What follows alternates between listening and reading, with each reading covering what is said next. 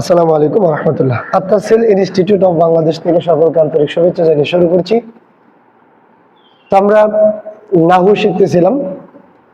নাহু শিখার মূল সবক তিনটি: ইসতিলাহাত, আমেল, মামুল, তাআল্লুকাত। ইসতিলাহাত আছে 9 প্রকার, আমেল মামুল 50 প্রকার, 25 প্রকার করে, আর তাআল্লুকাত আছে 7 প্রকার। এগুলো আমাদেরকে শিখতে হবে। এগুলো যদি আমরা না শিখি তাহলে যে ভুলগুলো হয়, ইসতিলাহাতগুলো না শেখার কারণে নাহুটা কঠিন মনে হয়।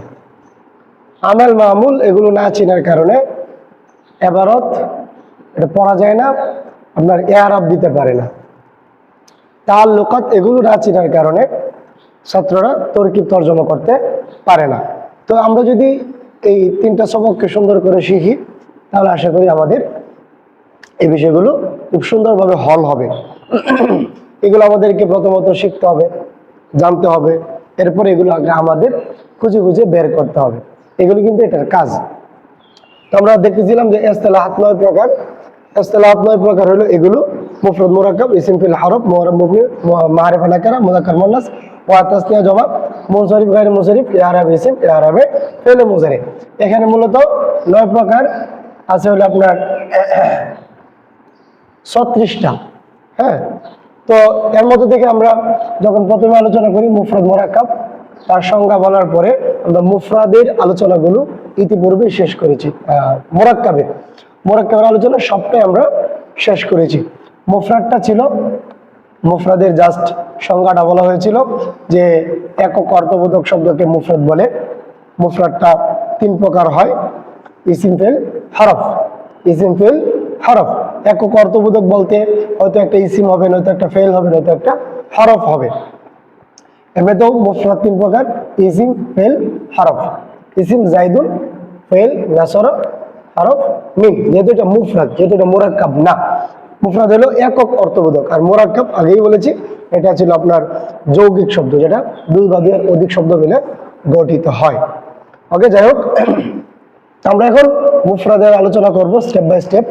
তো মুফরাদ 3 প্রকার: ইসম, ফিল, হরফ। প্রথমত আমরা তার সংজ্ঞা দেখব। এরপরে এগুলো তো আমাদের কাজ হলো কি, যখন আমরা পড়ার পরে এগুলো আমরা মুখস্থ করব, নামগুলো মুখস্থ করব, সংজ্ঞাগুলো যেগুলো আসে এগুলো আমরা টুটস্থ, মুখস্থ, আত্মস্থ করব। এরপরে এগুলো আমরা খুঁজে খুঁজে বের করব।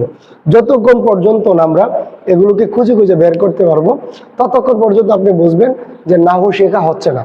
আমরা এগুলো প্রথমত মুখস্থ করব, এরপর আমরা আবার থেকে খুঁজে খুঁজে বের করার চেষ্টা করবো, আলামত শিখবো। ওকে, তো আমরা সামনে যাই। যেহেতু মুফরাদ 3 প্রকার: ইসম, ফিল, হরফ।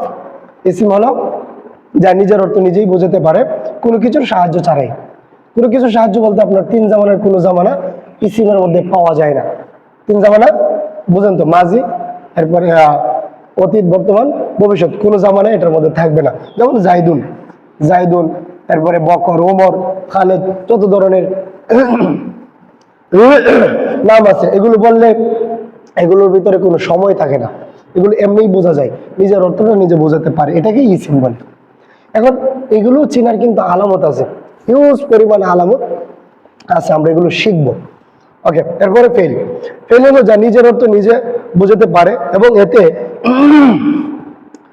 3 জামানার কোনো একটি জামানা পাওয়া যাবে। যেমন নাসরা, সে সাহায্য করেছে। একটু খেয়াল করুন, সে সাহায্য করেছে, অথবা আমি বললাম সে সাহায্য করবে, সে সাহায্য করেছিল। এই 3টা কথার মধ্যে আপনি কি বুঝলেন? সে সাহায্য করবে, সে আপনাকে কল দিবে, তার মানে এটা ভবিষ্যতে হবে, একটা সময়ের সাথে সম্পৃক্ত। আর সে আপনাকে কল দিয়েছে, তার মানে এটা হয়ে গেছে, অতীতের সাথে সম্পর্ক, এগুলো এটা সময়ের সাথে সম্পর্ক। এই ফেল চেনারও আলামত আছে, আমরা পড়বো। হরফ হলো যা অন্যের সাহায্য ছাড়া নিজের অর্থ বোঝাতে পারে না। যেমন মিন থেকে ইলা পর্যন্ত আরো অনেক হরফ আছে। হরফ টোটালি 91টা হরফ আছে, আমরা দেখব। এই হরফগুলো নিজের অর্থ নিজে বোঝাতে পারে না অন্যদের সাহায্য ছাড়া। এটা যখন অন্য কোনো শব্দের সাথে মিলবে তখন কিন্তু এটা আবার নিজের অর্থ নিজে দিতে পারবে। মিন থেকে, কি থেকে? আমি যদি বলি মিনাল মাসজিদি, মসজিদ থেকে। খারাজা জাইদুন মিনাল মসজিদি, জায়েদ মসজিদ থেকে বের হলো, তখন দেখবেন যে মিনের অর্থ কিন্তু পরিপূর্ণ হয়েছে অন্য শব্দের আগবিচা হওয়ার কারণে। তাহলে এ হলো মুফরাদ একক অর্থবোধক শব্দকে বলে।